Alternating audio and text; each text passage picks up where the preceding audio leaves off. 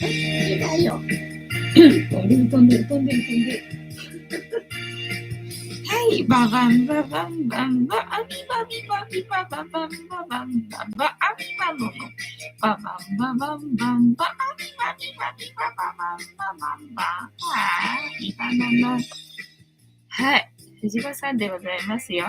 本日もお付き合いよろしくお願いいたします。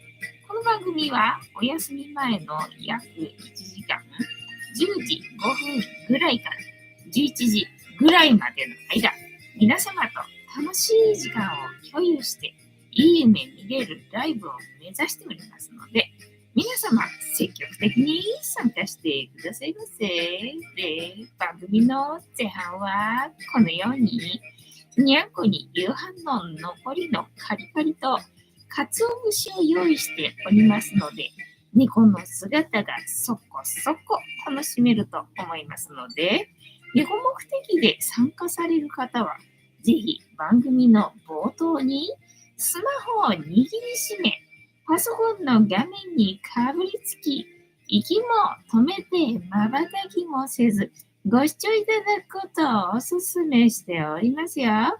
そして、そのままくたばらないようにご注意くださいませ。ちゃんとチャンネル登録とグッドボタンを押して、スパッチを投げてからくたばるようにしてくださいね。で、今画面に収まっておりますのが、チャトラのまさるくん、白茶のゆりさん、白黒のくーたくん、グレーのぐーちゃん。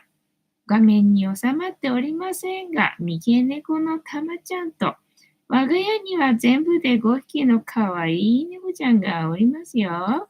で、5匹のかわいい猫ちゃんがいる生活ってどんな感じなのかなっていうのをちょっと楽しんでいただけたらいいんじゃないのかなと思いますよ。で、猫のことをもうちょっと詳しく知りたいよと思われる方は、概要欄のところに猫紹介してありますので、そちらを読んでいただけたらいいんじゃないのかなと思いますよ。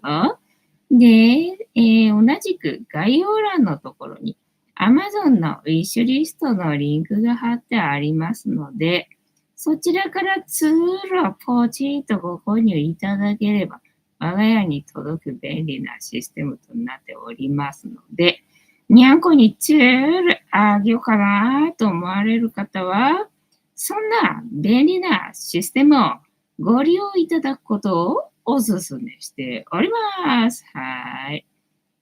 藤子さんでございます。言ったか。言ったな。で、1日1個。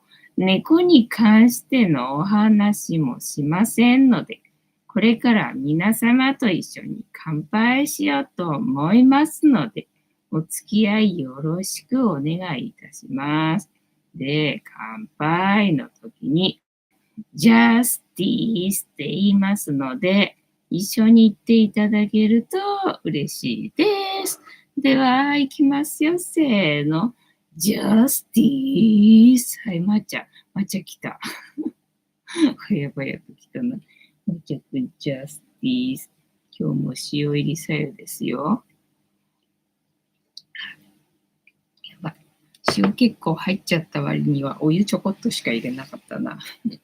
明日の朝の分のお湯がないぞと思って、お湯をちょっとケチって入れてしまったけれども、その割には今日は塩の入った量が多いんで、今日はちょっとしょっぱい、塩入りのせいでございますな。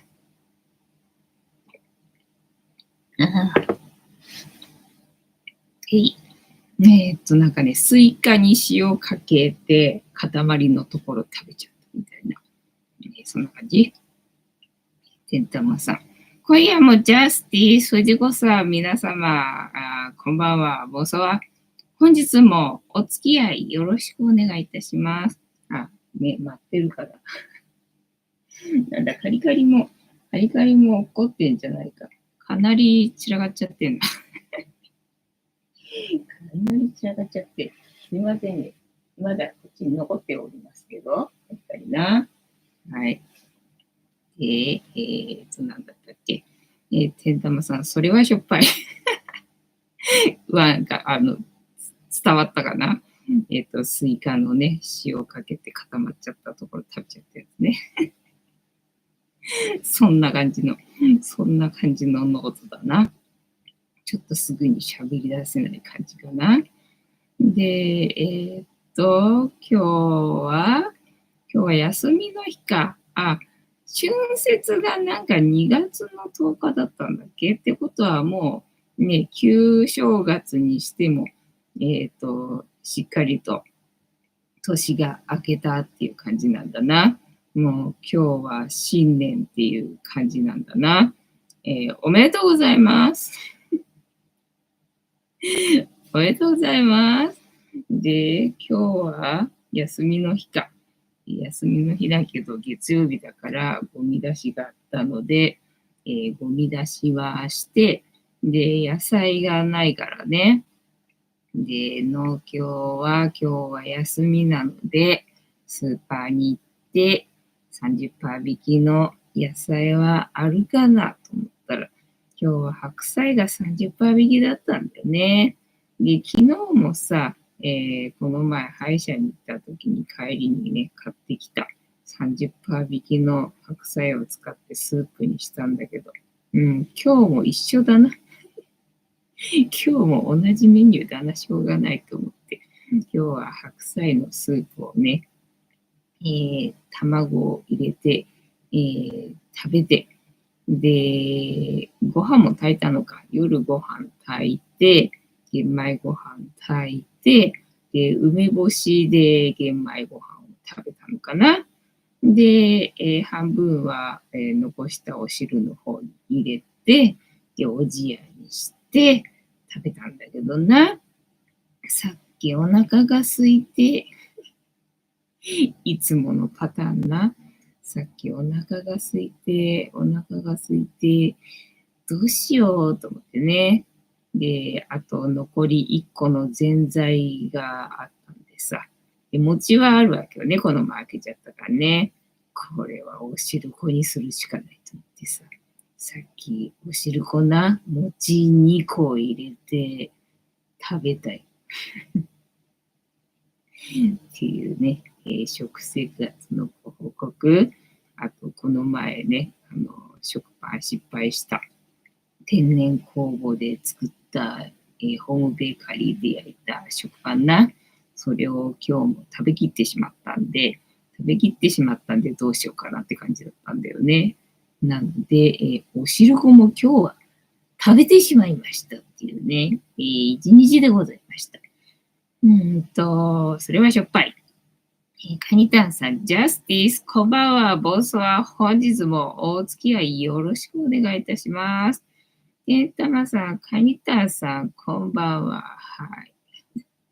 しっかりと本日も過疎配信でございます。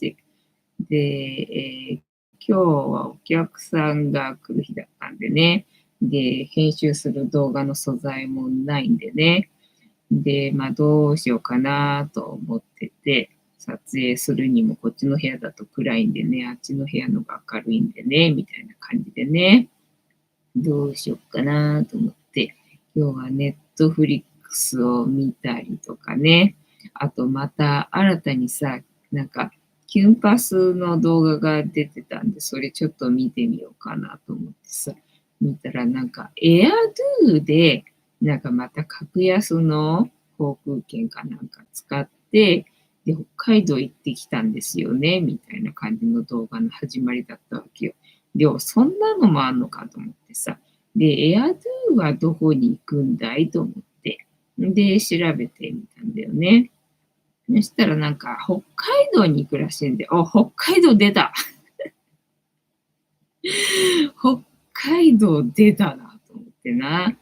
だから何でね、発売がね、まだなんだよ。これからなんだよね。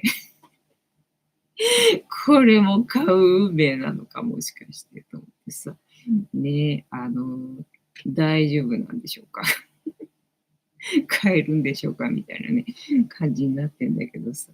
なんか北海道の情報まで今日はね、なんか調べ始めてさ、まだ買ってないにもかからでさ、なんなんで食った開かないよ。開かないからって絨毯めくんのやめてくれる？またお爪切んないとな、しっかり引っかかってんな。てんたまさん。最後の汁粉は切ないですね。そうそう。でも汁粉が今日は食べれたんで、やっぱりね、汁粉食べようとするとテンション上がるな。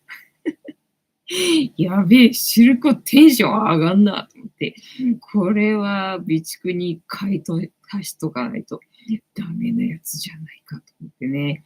やべえ、どうしよう。やべえ、どうしようとかってね、思ってた感じですよ。カニタンさん、甘酒ミルクを飲んでいます。いいね。似たようなもんかな。違うかな。似たようなもんなのかな。で、今日は、アドゥでね、そっか、北海道行くことは考えてなかったなと思ってね。で、羽田からどうやら出てて、それに乗って行けるみたいなんだけどね。そうすると、新千歳に行くみたいなんだよね。で、新千歳に行くと何があるのと思ってさ、なんかちょっと調べ始めて。まだ買ってもないのにみたいな感じだったな。てんたまさん、北海道のことは北海道さんに聞いてみようね。来てくれたらいいけどな。カニタンさん、伝統の甘神という点で一緒。そうか。甘酒って甘味っていうカテゴリーだったのか。私の中では酒かと。酒かと思ってたけど、甘味なんだな。ヨッシーさん、ジャスティス、エアデュは、北海道は値段に期待です。そうだね。ケンタマさん、和の甘い誘惑。ね、ってことは同じカテゴリーってことだな。そうで、この前買ったソラシドエアと、まあ大体同じぐらいの値段で買えそう。だから最低がなんか5700円からとかって書かれたんで、そしたらこの前のソラシドエアより安いんじゃないっていうふうに思ったんだけど、その最低価格の5700円は、なんか北海道内を移動する便が5700円らしいんだよね。で、羽田から出てるらしいから、だったらいけるかなって思って。で、羽田から、その新千歳が、まあ安くて、2番目に安くて、で、6500円とかだったんで、おそらくね、いざ予約しようとすると6500円では買えないだろうから、そう考えると多分エアドゥと同じぐらいのね、感じなのかなと思ってね。ただまあ、それよりも高いようだったら、ちょっとそれより高いようだったら、ちょっとどうしようかな、みたいな感じなんだけど、まあ、同じぐらいの金額でいけるんだとしたら、ちょっとこれは買わなきゃいけないやつ。買わなきゃいけないやつか、みたいな。で、また使える時期がさ、またちゃんとずれてるんで、ちょうどいいんだよ。それ買うとね、ちょうどいい感じなんだよね。だから2月青森行くじゃんか。で、3月は、まあ、フニータのやつがあるけど、なんだっけ、なんかあったんだよね。買ってあったんだよね。で、4月が大阪だったっけ。で、5月が今のところ何もないんだけど、そのエアドゥを買うと5月に北海道になるわけよね。で、6月に、なんだっけ、九州の方の、宮城じゃなくて長崎か。みたいな感じでね、月一で、遠くに行けるね、パターン、いいなとかって思ってんだけどね、どうにかならないかな。どうにかならないかなとね、目論んでる感じでございます。てんたまさん、よしさん、こんばんは。カニタンさん、酒になってないけど、そうだったね。グルコースはたっぷりだから甘いの。酒になると甘みが抜けるっていう感じになるの。酒になる工程は甘い感じなのかな、わかんないんだよね。全然酒の知識がゼロなんでね、さっぱりわかんないんだよね。ヨッシーさん、ピーチやジェットスターは、記載価格プラス1500円か。手数料他程度です。片道です。じゃあ、ちょっと高いな。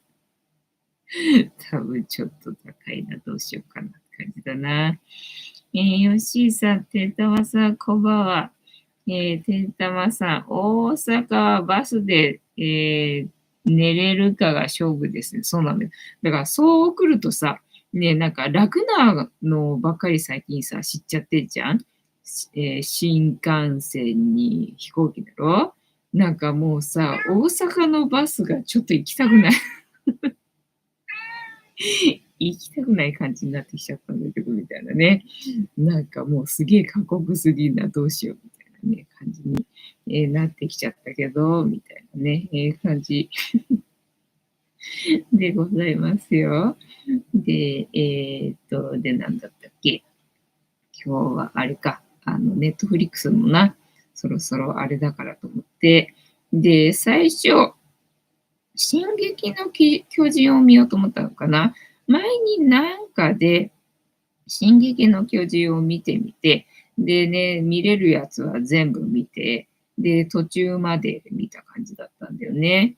で、それからだいぶ月日が経ってるからさ、またそのさらに続き、見れんのかななんて思ったんだけど、まあ私の探し方が下手くそなのかさ、なんかネットフリックスはわかりづらいんだよね。で、どうもね、今まで見たことはあるところしかなんか見れなそうな感じだったんだよね。その先がどうも見れなそうな感じだったんで、じゃあいいかと思って、今度は、じゃあ、鬼滅の刃かなと思ってさ、あるかなと思ったらあったんだよね。で、鬼滅の刃もさ、同じでさ、進撃の巨人と一緒でさ、まあ話題のものだから、一応話はしとこうかなみたいな感じでさ、同じようにまとめてさ、見てみたことがあったんだけど、で、見れるところは全部見てさ、でね、その続き、ね、見れるかななんていうふうに思ったんだけど、なんかどこまで見たのかがあんまりよくわかんなくて、なんかいろいろ10人ぐらい柱が出てきてさ、で、そんくらいまでは見たんだよね。で、その先から見てなくて、で、なんか探してみたら、なんとか編、なんとか編みたいに分かれてるみたいだったから、そっちは見てないなと思って、で、なんとか鉄道編だったっけなを見てみたんだけど、見始めてみたんだけど、まあ普通に漫画だな。普通に漫画だなと思ってね。最初に鬼滅の刃見たときはさ、おう、そうかと思ってさ、なんかね、呼吸なんだよね。なんとかの呼吸。で、まあ今日も全集中の呼吸っていうのがあってね、そうか、呼吸かと思って見たんだけど、まあそんくらいだったんで、じゃあまあいいかと思ってね、もうみんなやめて、いいや、わかった、オッケーみたいなね、満足っていう感じで、鬼滅の刃もみんな一本だけ見て、やめて、で、次はね、なんかゲノム編集じゃない、クローンか。なんかクローンとかっていう映画かながあって、で、それをね、見始めたんだよね。で、それが1時間半ぐらいあったんで、それを今日は見てたかなって感じ。で、その後、エアドゥの話になって、そこから北海道とか、あとはなんだ、青森だとかのね、情報をなんか集めてたよっていう感じだったな、今日はな。吉井さん、夜行バスは東京発、尾瀬行きの時に利用しました。15年ぐらい前ですが、なかなか寝れません。そうだよね。当日は疲れてバスに乗ると寝れるそうです。そうだね。てんたまさん、バスで弾丸はきついでしょうね。ね。そう、だからそれの恐れがあるわけよ。大阪なんとかヘロヘロな状態で着いたはいいけど、観光してるね、なんだ、頭が、ちゃんと回るのか、体力的にどうなのかみたいなとこがあるんだよね。てったまさん、バスで弾丸はきついでしょうね。よしさん、鬼滅の刃は最終回の、無限上編、えー、多分かな。5年後以降、えーっと、テレビ上映がおすすめです。あ、そうなんだ。感動します。へえ、そうなんだね。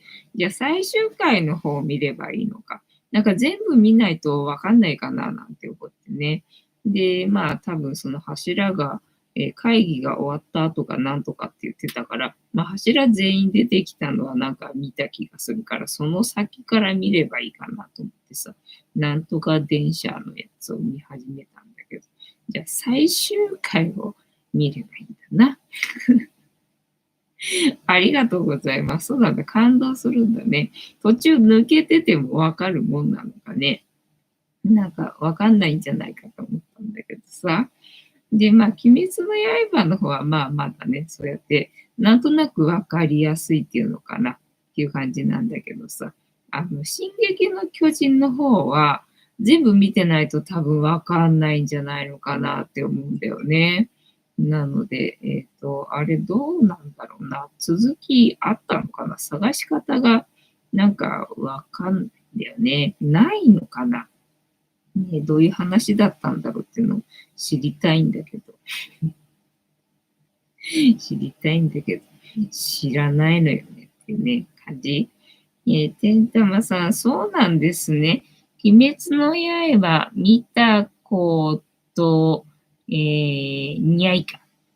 ね、そうそうそう。私もさ、全然話題になってる時は見てなかったんだけど、ね、何かしらのきっかけで見れることがあって、じゃあ話題のもの、ね、もう過ぎてるけどさ。だからね、まあ、なんだ、社会常識的な感じで、ちょっと見ておこうか、みたいな気持ちになったんでね、見たことがあったんだよね。そうだからなんであの女の子がさ、なんか竹加えてんのかとかっていうのが分かったんだよ、見たおかげでさ。なんで加えてんだと思ったんだけど、人間じゃないのな、あの子はな。もう鬼なのね。鬼だから、人間を食べないようにね、竹加えてんだよねっていうのがね、分かったよ。っていう感じ。では、本日も、タロットカードタイムでございますので、全然タロットカードなんか関係がないな。このシャッフルは皆様のストップの掛け声で止まりますので、ご協力よろしくお願いいたします。そう、鬼滅の刃はね、呼吸なんだね。だから結構なんだろう、参考になるな、みたいなね、感じで、ちょっと興味があってさ、見てたんだよね。でね、今日はその電車のところに鬼が出るっていうので、で、駅弁のお姉さんがね、襲われそうになるみたいな書いてあったんだよね。で、駅弁だと思ってさ、何弁があるのかな、みたいなね。まあそこがちょっと参考になったのかどうなのかわかんないけどって感じだったかな。なんか牛タン弁当みたいなの売ってたんだよね。で、その見てた映画のそのクローンだったかなとかっていうタイトルのやつが、韓国の、なんて研究者なのかな、そのクローン技術をさ、発見したというか、成功させたというか、の人のなんか話だったみたいなんだけど、なんか実話なのか、何かフィクションなのかよくわかんない感じの始まりだったんだけど、まあ多分実話だと思うんだけどさ、その動物でクローンをやるっていうのは、技術は、まあまあ、時々ね、使われたりとかしてたみたいなんだけどね。で、それが人間のクローンをね、まあ、作るみたいなところでね。で、作って、で、臓器というか、まあ、その人間の自分の体の、えっと、ダメなところを、その新しく、作った自分のクローンで、移植するみたいなことがね、できるようになるよっていう、やつでさ。なんか、そういえば、そんな話、確かにあった気がするよね、なんてふうに思って。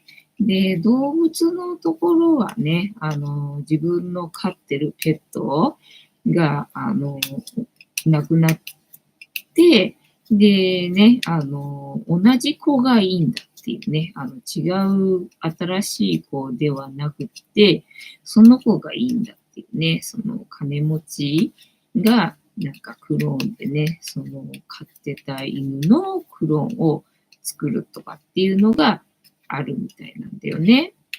で、あとはレースの動物ね。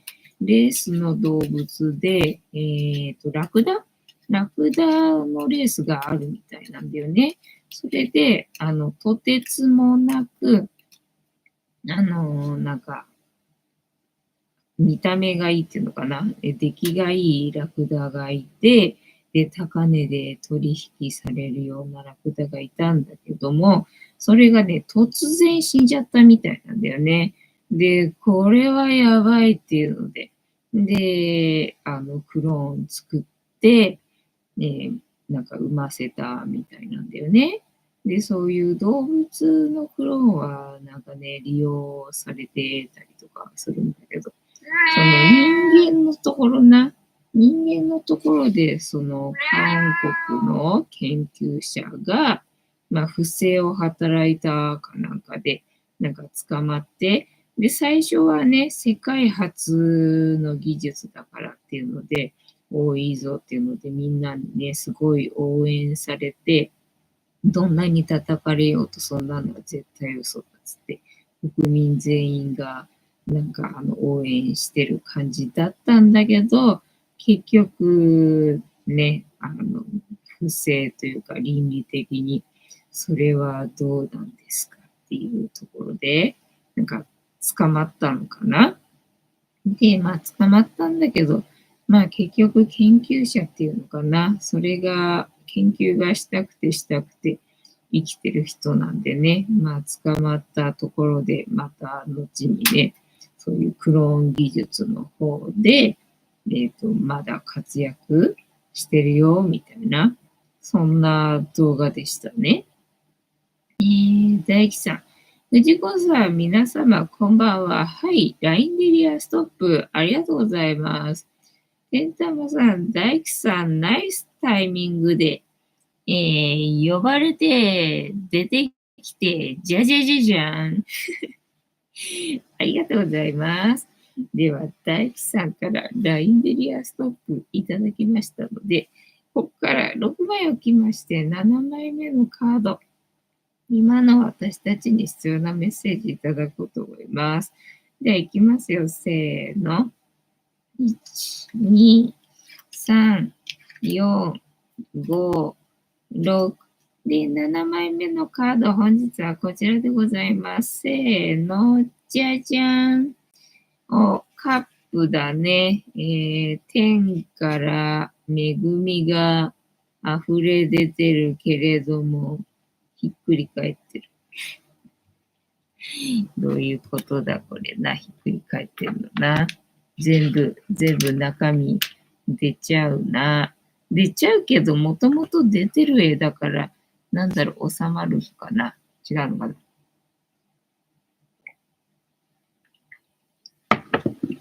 はあ、しょっぱい。北海道さん、藤子さん。皆さん、ジャスティス、ありがとうございます。これはカップのエースか。カップのエース。カップエースドドン。今日は違うとこでも読んでみようかな。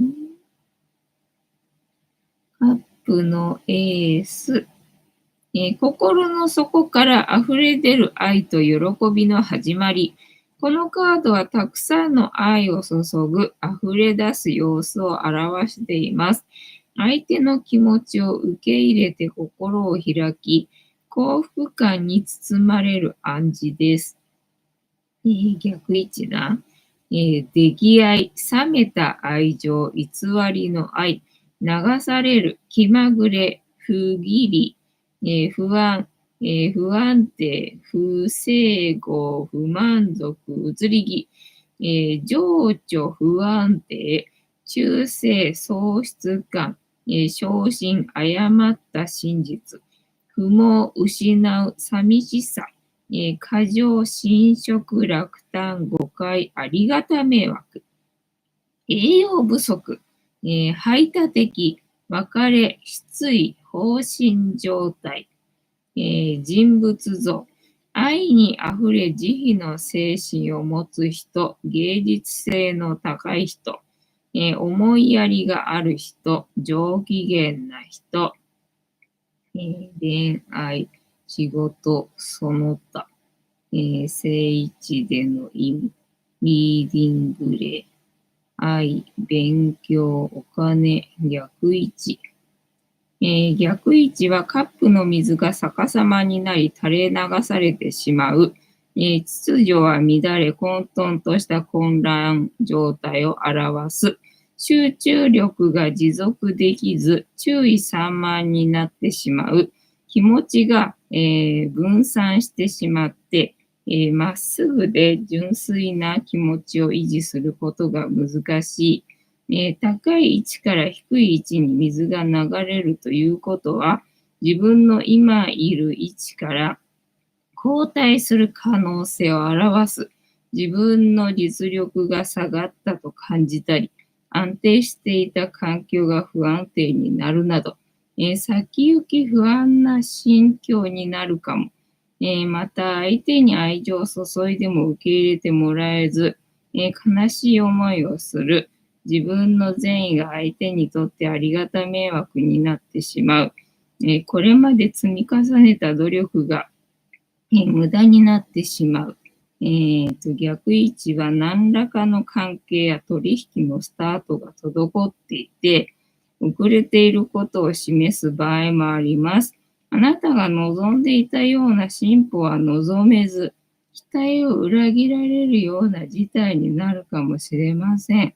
今は何か新しいことを始めるのにふさわしい時期ではない。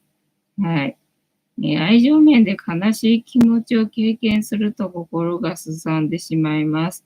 そこはぐっとこらえて物事のいい面を意識的に見つめるようにしましょう。そうすることで、濁りかけた心の透明度を取り戻すことができ、クリエイティブな発想もできる。傷ついてしまったらその気持ちを放置することなく、その気持ちを浄化する方法を探りましょう。はい。勉強、お金、ダイヤルかな。小あるかな。以上終わりかな。てなわけで、本日のタロットカードの意味調べるの回は、春節で旧正月でもめでたく年明けたよっつったのにさ、明けた瞬間から今はその時期ではないってカード出たな。とほほーって感じか。はい。楽しんでいただけてたら幸いでございます。皆さん、ジャスティス。北海道さん、不覚にもコロナに感染して、ようやく復活した北海道さんです。てーたまさん、北海道さん呼ばれて出てきて、じゃじゃじゃじゃーん。コロナ感染は何度目ですか？北海道さん、てんたまさん、初めてコロナに感染しました。てんたまさん、初めてだときついでしょう。アニタンさん、北海道さん、それは大変でしたね。北海道さん、とにかく喉が痛くて困りました。今は大丈夫ですよ。てんたまさん、北海道さんは、ハニタンさんの動画で勉強して、栄養のあるものを食べましょう。はい。尻尾が気になってんですよ、さっきから。可愛いんだよな。つながっちゃっててさ、くっついちゃってさ。なんか電車走らせたいよな、あれ。にゃんこの尻尾な。可愛いな。で、あと何の話すればいいんだ。じゃあ、まあ、しょうがない話のネタがないから、そのクローンの話をするか。てんたまさん、アボカドのビーフシチュー食べましょう。ね。で、なんだっけ。クローン、人間のやつか、人間のクローンな。ね、人間のクローンってもう生まれてるの、まだ生まれてないの、どうなんだろう。その辺が、まあ、わかんなかったんだけど、とにかくなんで最初は英雄的なね、扱いだったのに、だから韓国が後進国から先進国に、移り変わるきっかけっていうのかな。流れにその人が出てきたらしいんだよね。で、出てきて、で、人間の実験するのに、最初は豚だったっけ？最初は、なんかね、ライオン、猫、人間になったんだったっけな。なんか豚で実験して、で、ライオン、トラで実験して、で、次、猫で実験して、で、これはいけるみたいになって、で、人間の卵子でね、あの、実実験っていうのを研究するっていう感じになったんだけど、それにはね、その人間の卵子の提供がいっぱい必要だったわけよね。で、いっぱい集まったんだよね。でいっぱい集まったから、これどうやって集めたんですかって聞いても、まあなんか濁してっていうのかな。あんまちゃんと答えてもらえなかったのが、なんか腑に落ちなくて、で、調べ始めたみたいなのでね。だから人間の卵子は大概ほら月に1回1個の卵子なわけじゃんか、1人につき。それが、誘発剤かなんか使うと、もうちょっとね、1個じゃなくて何個か取れるみたいなんだよね。まあ、それを使って、まあ、何人かの人から、300個ぐらいだったっけな、の卵子を取り出して、で、研究ね、することができたよ、みたいな、感じだったんだよね。で、提供はどうやってしてもらったんですかっていうのが、まあ、有志の人がね、提供してくれて、金銭でね、やり取りしたわけではないですよっていう感じだったんだけど、で、最初分かったのは研究員の人が、その調べてる人がね、本人に聞いても分かんないんで、研究に携わってた人に聞いて回ったわけよね。で、ね、本人に聞いてくれって言われるんだけど、女性の研究員がね、自分の、卵子を提供したよっていうふうに答えてくれて、あ、そうなのかっていうので、でね、まあ確かにその自分たちが研究してる研究が成功するんであれば、なんかもちろん自分の、卵子を提供しますっていう研究員はいるだろうなっていうことにはなったんだけど、ただね、ほぼ全員の女性の研究員がなんか提供したらしいんで。で、それも若い女性になるわけだから、ね、だから、で、体にも、かなり負担があるからリスクがあることだし、だからそこに、なんだろう、強制的なものはなかったのかとかさ。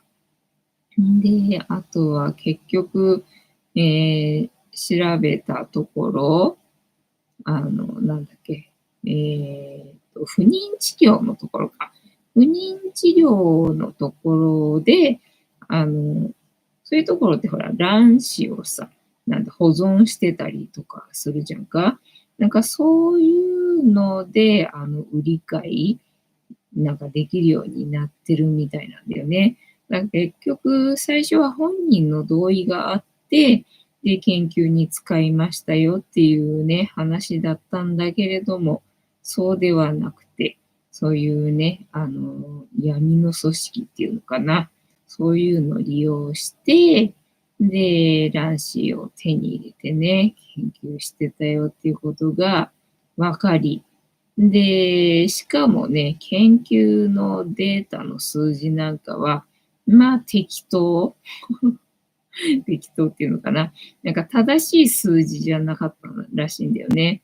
だから全然ダメじゃんみたいなことになって、で、逮捕されるみたいな、なんか流れになったらしいんだよね。で、その後、ロシアかな、寒いとこの。ロシアの、なんか採掘なんかの採掘かなんかの仕事をしてて、もうこれで研究職とはね、全く違う人生が始まるのかな、みたいなところだったんだけど、そこで、マンモスのね、なんだ、凍った遺体というか、なんて言うんだろうが、発見されたわけよね。それで、そこで生きた細胞があればクローンが作れるぞっていうので、で、なんだ、探し出したらあったらしいんだよね。生きた細胞があったらしいんだよ。だからそれで、なんだっけ、マンモスのクローンなんか作れるぞみたいなことに、なってるらしいけど、ただマンモスができたところで、そのマンモスが、実際そのマンモスが生きて生活してた、地球の環境と今の環境とは違うから、ただ DNA のね、情報が同じ、個体っていうのができるっていうことであって、まあそれはマンモスであってマンモスじゃないよみたいな、なんかそんな感じのね、話の終わり方だったっていう、頑張って話してみたけど、まだあと10分あるね。どうしましょうかっていう感じだな。と、北海道さん、てんたまさん、カニタンさん、よろしくです。カニタンさん、北海道は美味しいものの宝庫ね。だからさ、行きたいよね。行きたいけど、ね、みたいな感じだよね。スーパーでも良いものが手に入りますよね。ああ、そっか、そうだよね。いいよな。北海道さん。クローンって体外受精と違うのかな。ああね、だから核をさ、取っちゃうわけよ。卵子の中に、卵子じゃなくても細胞にはさ、核があるわけじゃん。で、それが細胞分裂して、成長していくわけじゃん。その核を取っちゃうわけ。取っちゃって、そこに自分の皮膚の情報、DNA の情報を、まあ自分のっていうか作りたいものだよね。作りたいものの DNA の情報を入れちゃうわけ。そうすると、それが育つみたいなね、いい感じ。だから自分の、自分が自分を生むみたいな、なんかそういうことができるようになるんだよね。北海道さん。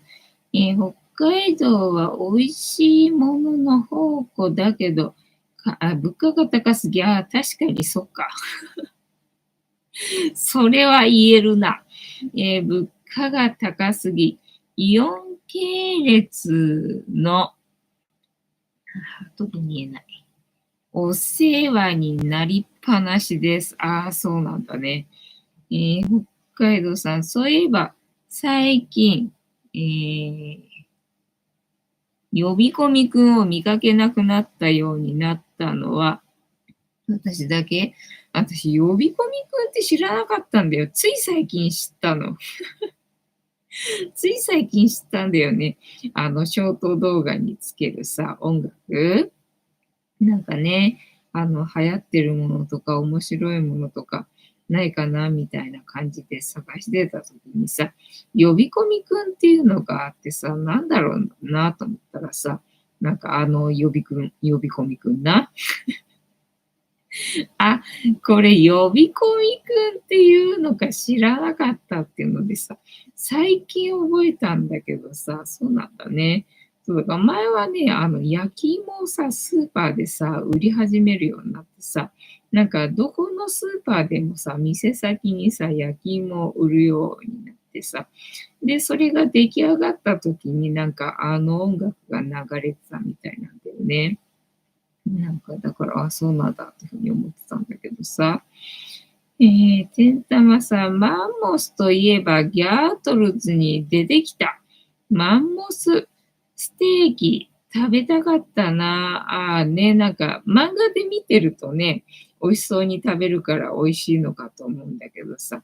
そういえばさっきジビエなのかななんか、なんとかグマだからなんだろう、アナグマ的なもんだったかな。なんか、アナグマ食べてみたみたいな動画をさ、見たんだよね。したらなんかね、すげえ臭いんだって、へえと思って、どうしようこれ、みたいのでね、なんかすごい臭いね、みたいので。でもまあ、焼くしかないっていうので、まあそうだよね、みたいな感じでさ。で、焼いて、で、食べたらね、すげえうまかったんだって、これはうまいぞっていうので、まあ食べて、まあよかったね、美味しかったんだろうね、みたいな感じなんだけどさ。まあ、とにかくさ、臭いらしいんだよね。臭いのはなぁとかって思うんだけどな、まあ、うまければいいのかと思ってさ。そうで、こんな話したっけな、しなかったっけな、なんかしてなかったかもしれないんだけど、しようと思っててさ。前になんか、コーヒー豆で納豆を作ったら、どうなるんだろうみたいな動画を見たんだよね。で、それでさ、ヨーグルトメーカーがあるからさ、それでお手軽に発酵食品が作れるんでね。まあ、それで実験してたわけよ。で、まあ、コーヒー豆だけじゃなくって、いろいろとね、やってたんで、小豆とか、あと、なんだったっけ。それ、納豆になるのかみたいなのもね、やってたんだよね。で、まあ、小豆は、味は美味しかったみたいなんだよね。で、味はまあ、美味しいんだけど、ただ食べた後にすごい、口の中が粉して、粉っぽさが気になるみたいな感じでね。なるほどね、そっかと思って。だから納豆にはせず、あんこにするんだね、とかってふうに思って、でね、そのコーヒーの納豆は、めちゃくそ臭いと。そうなんだ、みたいな感じで。なんかもう一個ぐらいあったんだよね。5品種ぐらいをなんか納豆にして、それのうちのなんかもう一個がね、激臭いっていうのでね、その前に紹介してたんだよね。何だったか忘れちゃったんだけどさ。で、やっぱりね、臭いやつはね、まずいみたいなんだよね。なんか、激まずみたいな感じで。だから食べ物系の実験でね、残すのは許されないっていう、ポリシーがあるみたいで、まあ、頑張って食べるみたいなんだけど、さすがにそれは、食べれないみたいのをやってたかな。まあ、そうだよねと思って、それは食べなくていいんじゃないでしょうかっていう感じなんだけどさ、なんかそんなのが、なんだったか忘れちゃったけど、あって。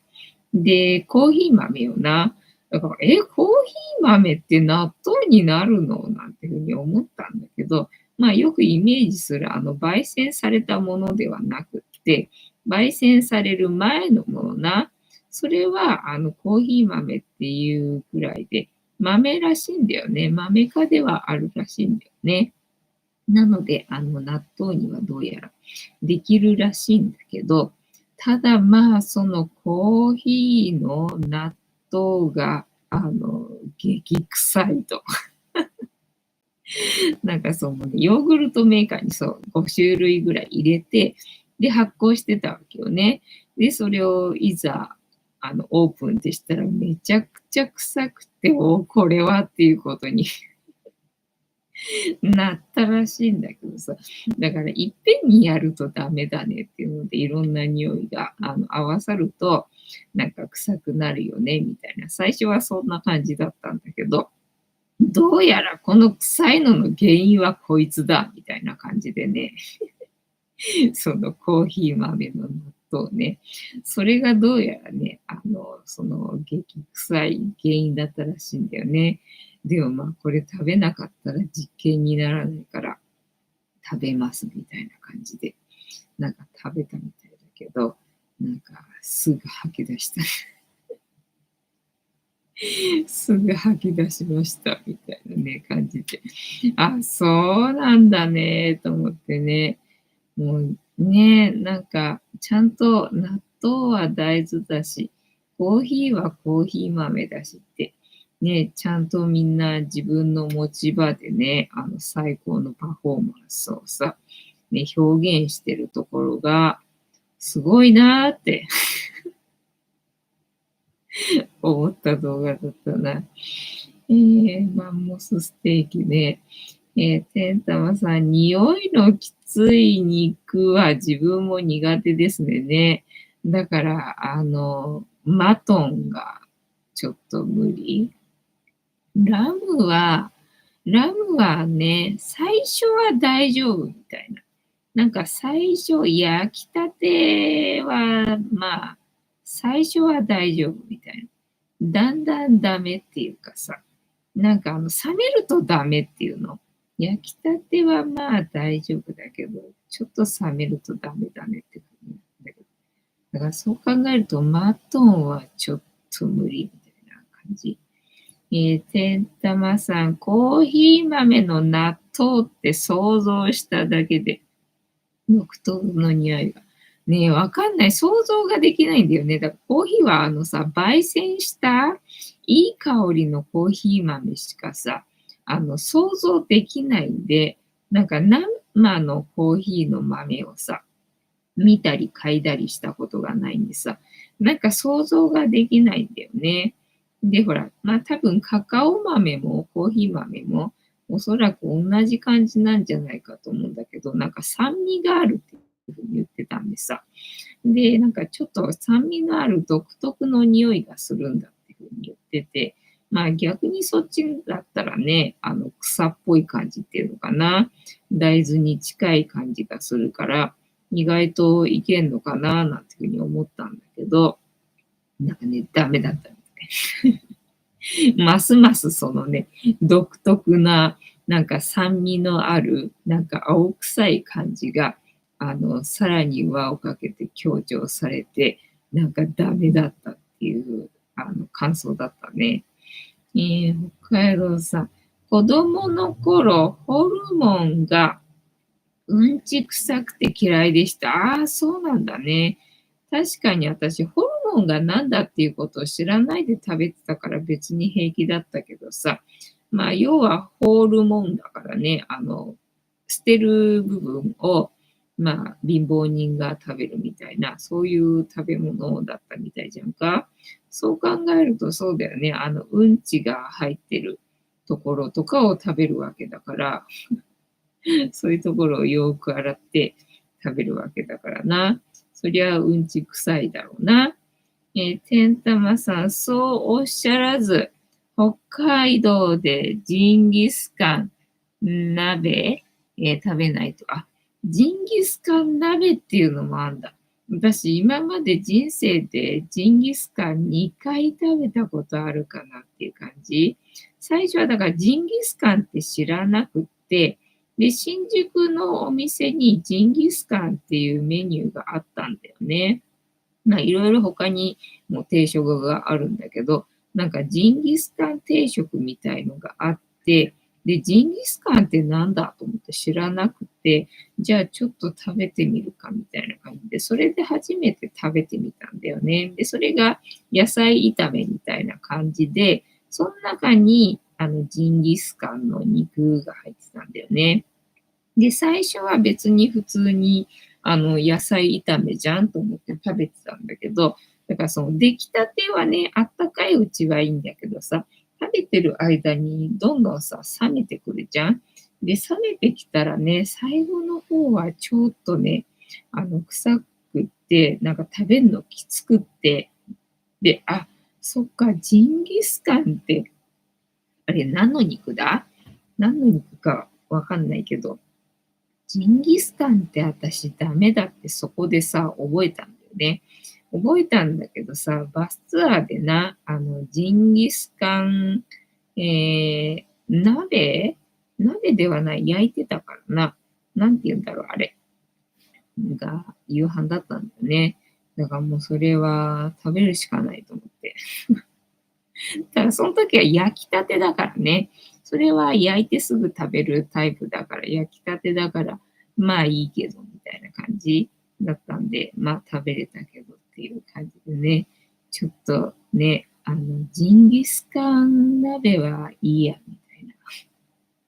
だからさっき北海道の動画見てたじゃんか。やっぱりね、北海道グルメでさ、ジンギスカン焼いてる映像があったんでね、あ、みんな平気なんだなぁなんて思って、私これはいいやと思いながらさ、それよりもね、寿司の方が美味しそうだったから、寿司だけで私いいですけどと思いながらね、今日は北海道について調べておりました。てなわけで本日も竹縄ではございますが、いいお時間になってまいりましたので、そろそろお開きにさせていただきまして、調子が良ければ11時ぐらいまで毎日のようにやっておりますので、お時間合うときはお付き合いいただけると嬉しいです。で、私の人生の目的は、私の笑顔で私とみんなを幸せにすることですので、チャンネル登録がまだの方は、チャンネル登録とグッドボタンを押して、スパチャを投げといていただけると、私が笑顔になりますので、よろしくお願いいたします。あと、ご無理でなければ、お友達へのシェアもよろしくお願いいたします。猫の姿が物足りなかったよって方は、このチャンネルには猫の動画がいっぱいありますので、そちらを全部見といていただけたらいいんじゃないのかなと思いますよ。なわけで、本日もお付き合いありがとうございました。次回も見てくれるかな？はーい、いいとも。じゃんけんぽい。はい。ではでは、いい夢見てね。おやすみなさい。バイなら。